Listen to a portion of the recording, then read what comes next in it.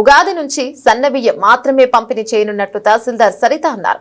ఈ మేరకు సిద్దిపేట జిల్లా నంగునూరు మండల కేంద్రంలోని పలు రేషన్ షాపులను తనిఖీ చేశారు. ఈ సందర్భంగా మాట్లాడుతూ రాష్ట్ర ప్రభుత్వం జిల్లా కలెక్టర్ ఆదేశాల మేరకు ఉగాది పండుగ నుంచి సన్నబియ్యం పంపిణీ కార్యక్రమాన్ని ప్రారంభించనున్నట్టు తెలిపారు. కావున గత నెల స్టాక్ ఉన్న దొడ్డు బియ్యాన్ని లబ్ధిదారులకు పంపిణీ చేయరాదని ఆదేశించారు.